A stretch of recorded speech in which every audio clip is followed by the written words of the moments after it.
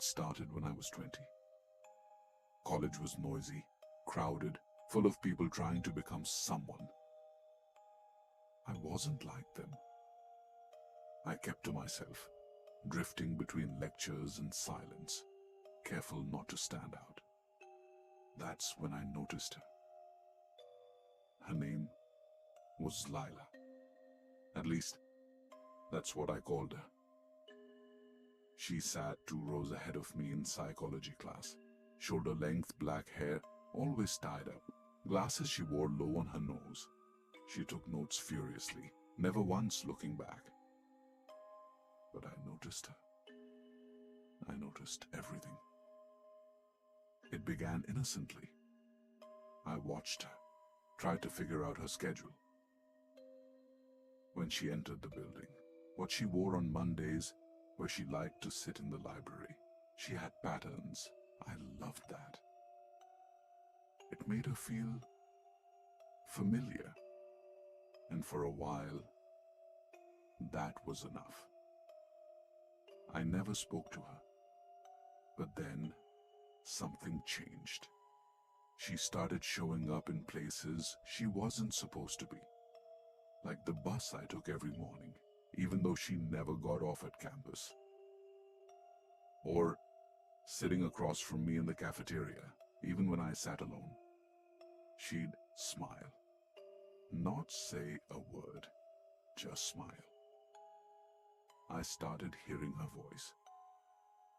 At first, I thought I'd imagined it. A whisper behind me when I turned around. A soft giggle in the hallway. Once, she said my name. Not loudly, just enough to make my skin go cold. I began having dreams. In them, she was in my room, sitting at the edge of my bed, watching me sleep. Sometimes she'd be crying, sometimes laughing. Once, I woke up to find my pillow soaked. I checked my phone. 3:12 a.m. A message blinked on the screen. Do you see me now? No number, no name, just that. My hands started shaking during the day. I couldn't focus in class. Every time I looked up, she was there. Front row, staring. But no one else seemed to notice her. I asked a guy sitting beside me if he knew her name. He looked confused. Who? I pointed. She was gone. It didn't make sense. She was there. I saw her.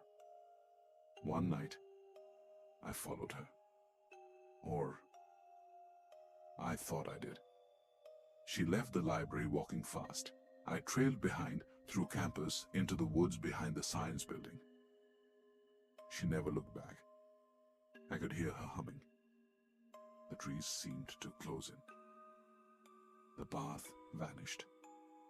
When I turned the corner where she disappeared, I found nothing. Just empty grass and the sound of my own breath. That night, I dreamt of blood. Her face twisted, her hands covered in red, and she was whispering, "You found me. Now I won't leave." I started locking my doors, closing the blinds, skipping classes. But it didn't help. I'd see her in the mirror behind me, in my window's reflection. Her face would be blurry, like static. But I knew it was her. The voices got louder. She spoke to me when I tried to sleep, told me secrets about myself I didn't know. Said things like, "You don't belong here," or "You never really existed."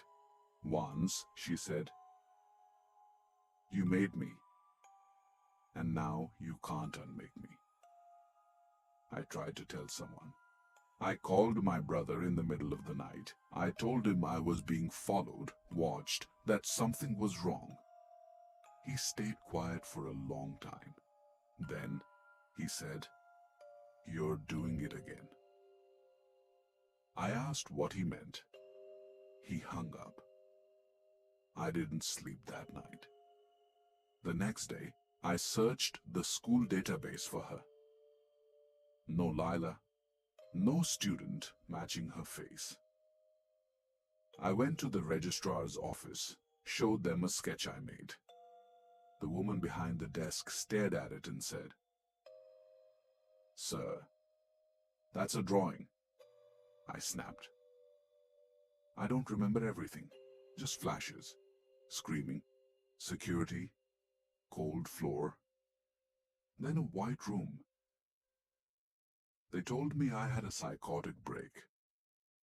They told me Lila wasn't real. They said I had created her, that she was a construction of loneliness, unresolved trauma, an obsessive projection, a coping mechanism that spiraled out of control, a hallucination made flesh. But I don't believe them, because last night I saw her again. She was in the room when I turned off the lights, sitting at the edge of my bed, smiling. She leaned close and whispered, "They don't see me, but you do." And I smiled back, because I don't want her to leave. She's the only one who's ever stayed.